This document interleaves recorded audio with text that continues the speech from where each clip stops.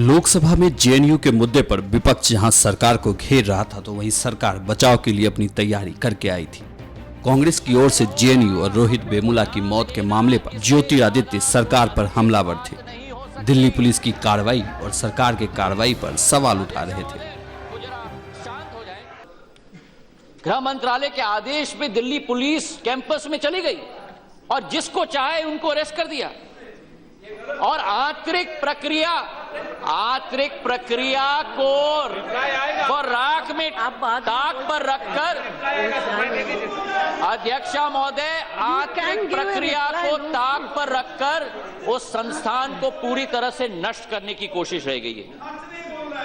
नारे लगे और उन नारों का समर्थन मैं समझता हूं इस देश का कोई भी वासी नहीं कर सकता, कोई भी वासी नहीं कर सकता।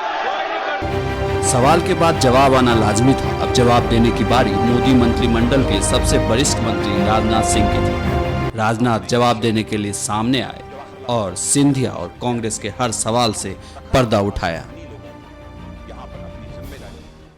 अध्यक्ष महोदय, आपने मुझे निर्देश दिया है जो चर्चा हुई है उस संबंध में कुछ बोलने का, लेकिन मैं समझता हूं कि हमारी सहयोगी स्मृति ईरानी ने जो आज चर्चा के बाद अपनी स्पीच दी है उसकी जितनी भी सराहना की जाए वह कम है।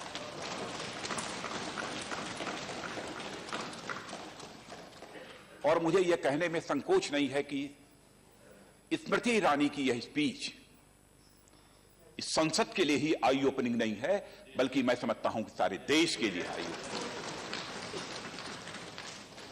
मैं बैठे बैठे ही सोच रहा था कि मैं बोलूं क्या। कुछ ऐसा शेष नहीं बचा है कि मैं इस सदन के सामने में रखूं। हां, जवाहरलाल नेहरू विश्वविद्यालय के बारे में मैं जरूर कहना चाहूंगा कि हमारे देश की सर्वोत्तम शिक्षण संस्थाओं में से जवाहरलाल नेहरू विश्वविद्यालय है और मैं यह मानता हूं कि वह सेंटर ऑफ एक्सीलेंस है। हमारी सरकार यह कभी नहीं मानती है कि Jawaharlal Nehru university centre of anti national activities है, कभी नहीं मानती, क्योंकि समाज रहे, चाहे वह शिक्षा का क्षेत्र हो, चाहे वह प्रशासन का क्षेत्र हो, राजनीतिक क्षेत्र हो। जवाहरलाल नेहरू विश्वविद्यालय ने बहुत ही प्रखर मेधा के धनी लोगों को यहां पर अपनी जिम्मेदारी निभाने का अवसर दिया है। तो उस विश्वविद्यालय के बारे में हमारी सरकार की जो धारणा है उस धारणा को मैं स्पष्ट कर देना चाहता हूं। जहां तक छात्रों का सवाल है, छात्र किसी भी विश्वविद्यालय की अथवा किसी भी शिक्षण संस्था की एक बहुत बड़ी पूंजी होता है, बहुत बड़ी वह निधि होता है। और छात्रों के जीवन में के संबंध में भी मैं जानता हूं, क्योंकि मैं भी छात्र रहा हूं, इस संसद में बैठने वाले सारे के सारे लोग छात्र हैं।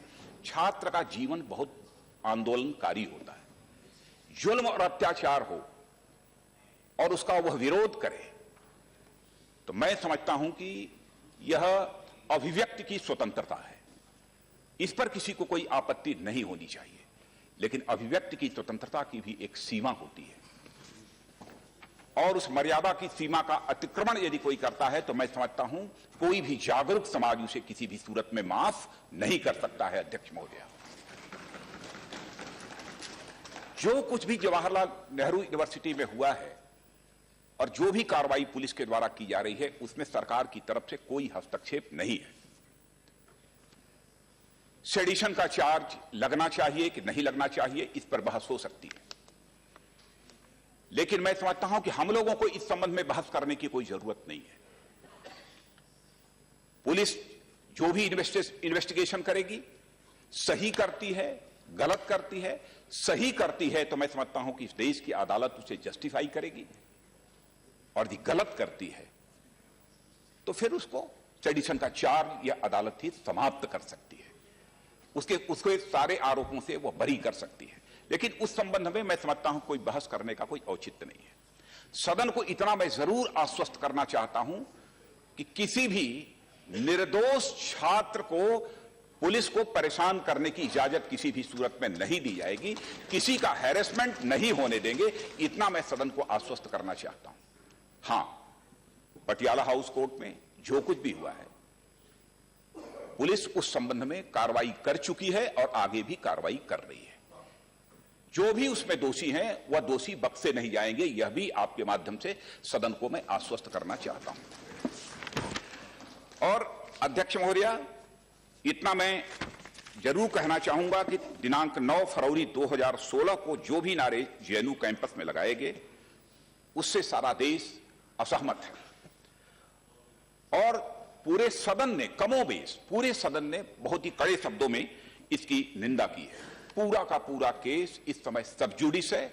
मैं समझता हूं कि न्यायालय के फैसले की हमको प्रतीक्षा करनी चाहिए। आज के अवसर पर मैं समझता हूं कि इससे ज्यादा मुझे कुछ कहने की आवश्यकता नहीं है। मेरे संबंध में भी एक दो माननीय सदस्यों ने कुछ बात कही है, लेकिन मैं यह स्पष्ट करना चाहता हूं इस सदन में कि जब भी मैं कुछ बोलता हूं तो सोच समझकर बोलता हूं। प्रत्यक्ष और अप्रत्यक्ष तथ्यों के आधार पर मैं बोलता हूं, निराधार कभी नहीं बोलता हूं। बस इतना ही कहना चाहूंगा, क्योंकि हमने भी गोपनीयता की शपथ ली है। इसलिए आज के अवसर पर इतना, इससे ज्यादा कुछ न कहते हुए अध्यक्ष महोदया, मैं पुनः अपनी सहयोगी स्मृति ईरानी को आज की स्पीच के लिए बधाई देते हुए अपना संबोधन समाप्त करता हूं।